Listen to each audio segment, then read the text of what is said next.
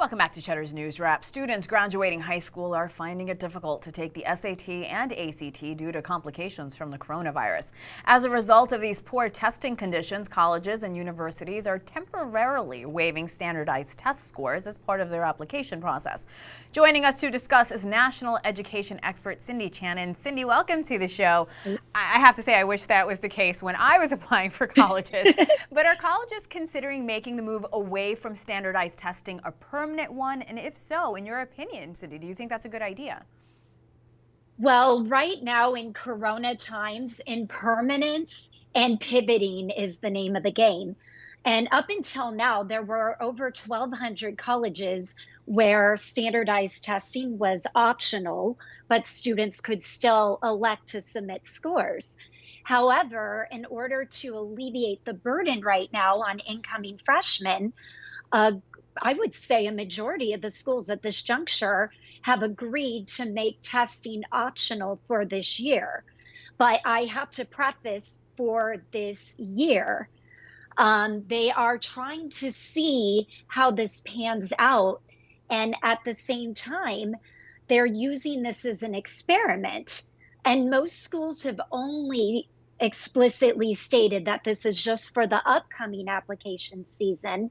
However, a very heavy player in the admissions world, which is the University of California school system, has said that they're doing a 5-year phasing out period where they're going to make it optional for the next 2 years and then be test blind for 2 years after that, yet still require test scores from out-of-state applicants, as well as anybody being considered for scholarships and also for placement purposes and coursework.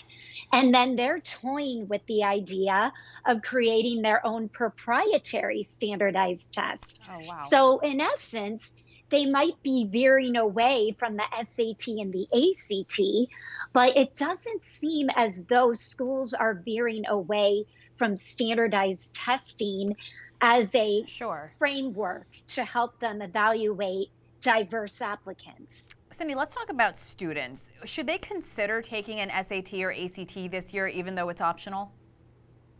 Well, that is a very good question because I would say I've seen two extremes.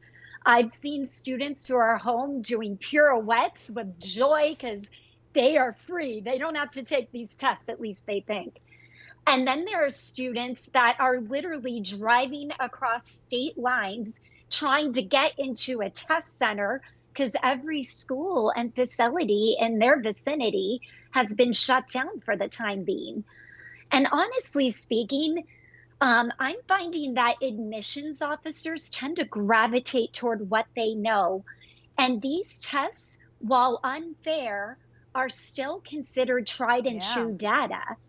And they want to make sure that they have a way of assessing students from different socioeconomic backgrounds, different schools, private, public, different curriculum, and it might help to level the playing field. And so what I'm advising students is if there aren't complications or hardship in their lives and they actually have the luxury to choose to take the exam, I think it is in their best interest to take the initiative and show that they're invested in trying to put themselves out there and put together the most multifaceted application portfolio possible. I'm glad you mentioned the college admissions boards because without these standardized testings, at least for the year, what will they be looking at? Well, they are going to be looking at students, as they say they do, holistically. So they're going to be looking at the rigor of the coursework. They're going to look at the transcript. They're going to look at your narratives, and they're going to look at your letters of rec. And one thing I always encourage students to pay attention to is how can you really harness yourself through your letters of rec, through your narratives, and show what makes you weird and compelling and how you're going to be an asset to a college community. And just as importantly, how that community is going to grow and ignite you as you move towards your ambitions and your young adult trajectory. So you want to show them what makes you weird and compelling and put that out there so you're more than just a standardized test numerical. That's great insight, Cindy, especially considering so many students and parents are probably having this discussion right now and for the next few months. We really appreciate your time. Cindy Channon, national education expert, thank you again.